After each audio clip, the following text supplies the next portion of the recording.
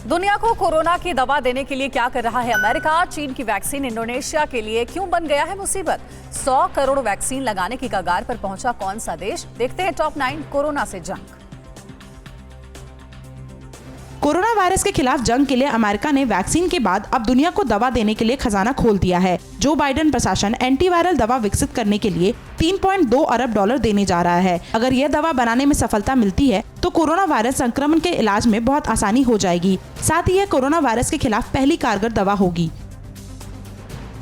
England में delta variant ने तबाही मचानी शुरू कर दी है। देश में 11 दिनों में मामले दोगुने हो गए हैं। कोरोना को लेकर सटीक शोध करने वाले लंदन के इंपीरियल कॉलेज के रिसर्चर ने बताया कि यह वेरिएंट इंग्लैंड समेत कई देशों में कोरोना की नई लहर बढ़ा सकता है।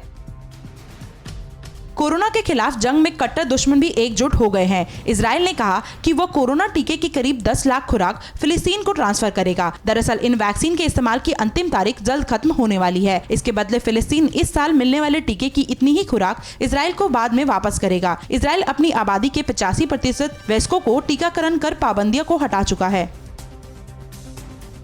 चीन की सिनोवैक वैक्सीन लगवाना इंडोनेशिया के लोगों को भारी पड़ रहा है। वैक्सीन लगाने के बाद भी देश के सैकड़ों हेल्थ वर्कर्स कोरोना पॉजिटिव निकले हैं। यहाँ एक साथ 350 से अधिक स्वास्थ्य कर्मी कोरोना संक्रमित पाए गए हैं, जिनमें कुछ की हालत गंभीर है। इसके बाद से कोरोना के नए वेरिएंट्स पर चीनी वैक्सीन के असर पर गंभीर सवाल उठ गए हैं। चीन जल्द ही अपनी 1 अरब आबादी को कोरोना वैक्सीन लगा चुका होगा। वैक्सीनेशन अभियान का इतना बड़ा दायरा और ऐसी रफ्तार दुनिया के किसी अन्य देश में नहीं दिख रही है। चीन में अब तक 94.5 करोड़ लोगों को वैक्सीन की खुराकें लग चुकी है, जो पूरी दुनिया में लगाई गई डोज का लगभग 40% है।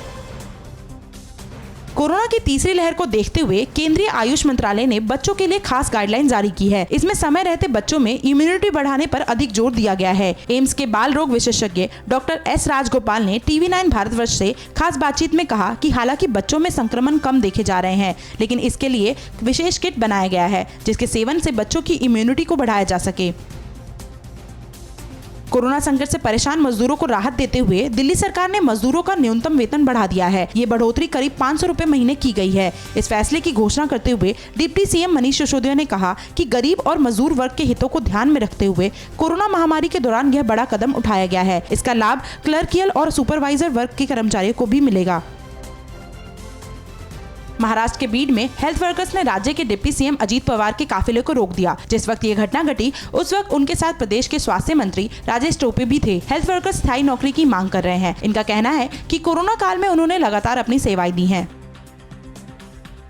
डॉक्टरों पर आए दिन हो रहे हमलों के खिलाफ IMA ने मुंबई के BKC कोविड सेंटर में प्रदर्शन किया। इसी तरह के प्रदर्शन देश के कई हिस्सों में किए गए। डॉक्टरों ने कहा कि देश भर में डॉक्टरों पर हमले बढ़े हैं और ये चिंता की बात है।